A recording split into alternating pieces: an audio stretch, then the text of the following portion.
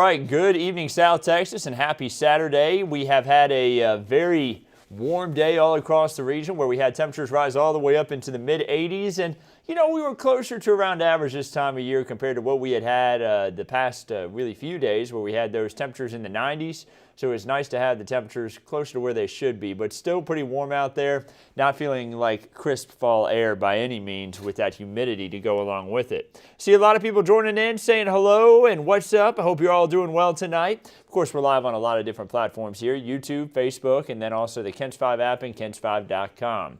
As we head throughout this next week, we are going to add some more rain to that rain gauge. Today's rain, of course, nothing, just double zeros there. But we're at 2,300 so far for the month. That number is going to ramp up over this next week because we got better rain chances. But unfortunately, whenever we see that number ramp up, molds end up ramping up as well. Right now, molds, though, just at a medium level. Ragweed at a medium level. And if you're like me, it never fails.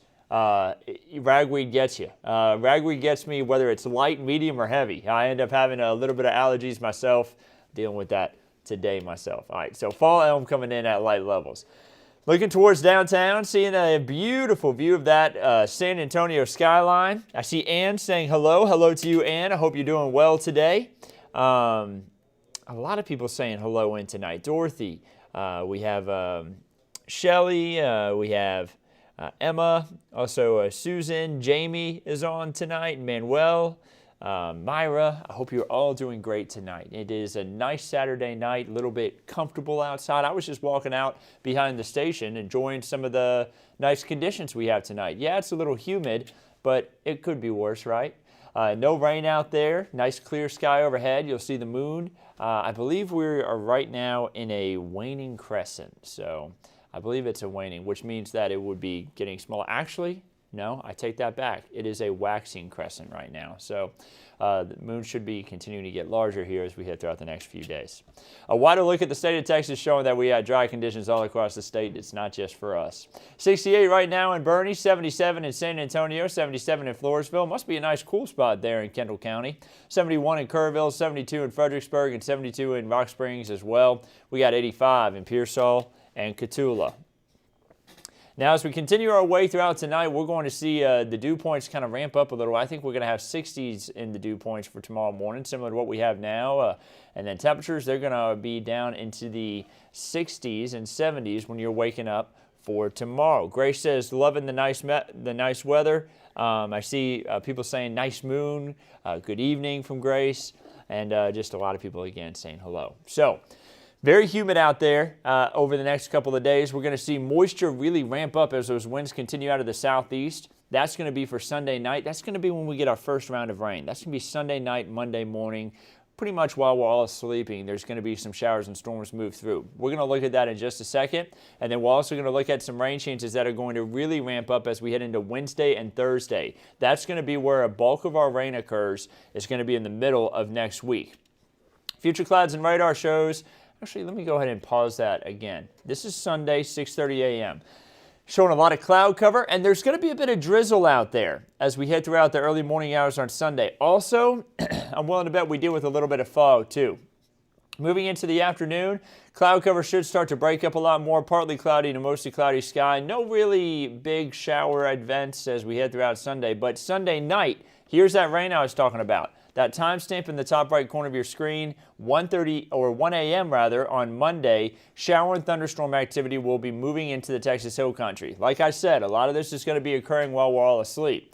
By the time we get to 4 a.m., it'll be crossing the I-35 corridor, that shower and thunderstorm activity, and once you wake up, well, it'll be east of San Antonio, and it's still impacting areas like Gonzales and Lavaca counties at 6 a.m., but once we get to about 8 a.m., 9 a.m., it'll be east of our region, and we will see drier conditions move in for Monday afternoon with a lot more in the way of sunshine. And we'll get some pretty nice conditions in on Tuesday, too. Just about a 20% chance for rain in on Tuesday, but we're going to kind of be between systems for Monday afternoon and all the way through Tuesday.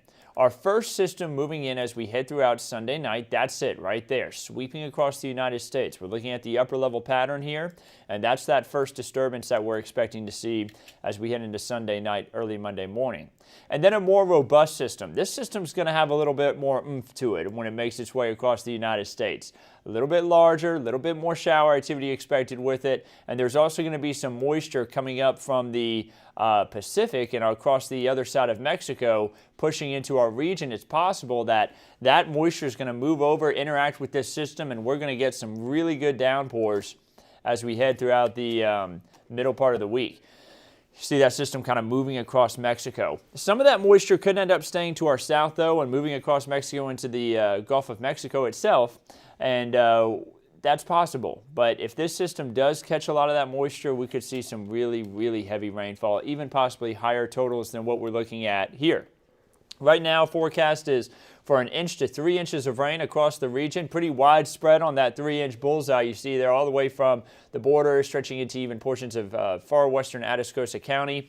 Really good rainfall. We need that rain, and it's going to be nice to have it. Hopefully that can help recharge the aquifer. I think it will. 658.7 feet is what the aquifer is at right now. No change in the last 24 hours. The 10-day average at 659.5 feet. Now, I told y'all we need this rain, and here's the reason why. August, September, and October all came in behind average. Now, we are still ahead of average for the year. That's why you see that 26.09 lit up in green. But if we don't get any rain by October 13th, which I think we will, if we weren't to get any rain, though, we would end up falling behind average for the year. So we're getting rain just in time. And July, April, and May still account for more than half of the rain that we've seen all this year so far, just those 3 months. Moderate drought still a thing down towards Cotulla and into parts of Maverick County as well. But we should get some good heavy rain that should help to push that back a little bit. You see other parts of the state dealing with a little bit of drought as well. So switching gears, let's talk some tropics. We do have a medium chance for tropical development off the coast of the Carolinas. We'll be watching that closely. Not going to be a threat for Texas, though. If it does form into anything, it would earn the name Wanda. We're almost all the way through that 2021 Atlantic hurricane season list. I did see a question in here from Ann saying, is there any severe weather threat? And you know, we could have a strong storm or two Sunday night. Our risk is lower. The higher risk for severe weather is going to be well to our north, closer on towards Temple and further north than that, impacting areas even all the way up through Dallas for Sunday and into Sunday night. Our risk may be a strong storm or two, maybe a good amount of lightning, maybe some heavy rain, some strong wind.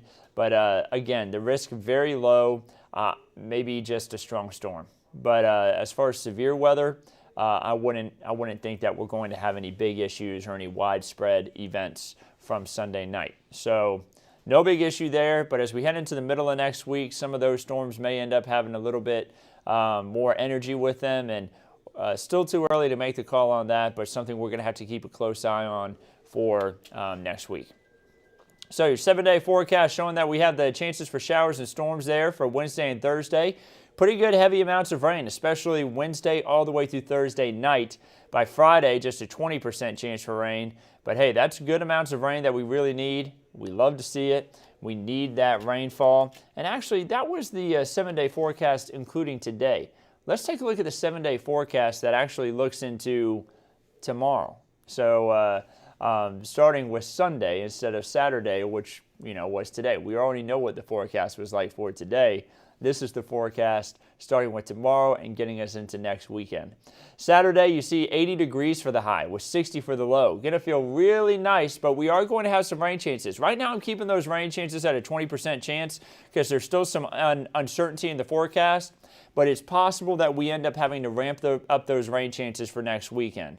Stay with us this week, and we'll keep you updated on if we end up having to do it or not. But right now, with some uncertainty in the forecast, I kept those rain chances just a little bit lower. Here's your 8 to 14 day outlook. Could be above average rainfall as we move into the end of the month of October. We need that rain, so it's nice to see the above average rainfall possible. And unfortunately, those who love the fall weather may be missing out on it for the end of the month. Could be above average temperatures, which would be upper 80s to lower 90s for highs. So enjoy the cooler weather there as we head into the end of next week as much as you can, because because it will be around average to just below average, and that will be nice to experience after we've had these kind of warmer days. It was such a warm October so far, so if we can get some cooler weather in here, that would be nice. But guys, I'm going to go ahead and just toss things out, and I hope you can have a wonderful rest of your Saturday night. Get out, maybe walk around this evening with how nice it is out there. The moon's out and feeling a little bit cooler now compared to what we had earlier in the day. Of course, Alabama versus Texas A&M going on KENS 5 right now, or of course CBS. It's going to be going on possibly past our start time of 10 o'clock. So our show will be late tonight. Be sure to tune in. We'll have the latest update on news and weather across the region. But know that we will likely not be starting right at 10 o'clock. We'll be starting once this Alabama-Texas A&M game is over. And by the way, if you're not watching, it's a really exciting game. And for all the Aggies out there, you should be very excited. And I hope that you're tuning in and watching this. Definitely something that you know, I know that Texas A&M is a great team, but very surprising, and wish both teams luck as they continue to play right here on KENS 5. So I'll be looking up and checking out the score every once in a while myself. So I hope you all have a wonderful rest of your evening. We'll keep you updated on everything right here at KENS 5, and don't forget, KENS 5 news tonight, probably going to be a little bit late. We'll be on right after the game's done. Have a great evening.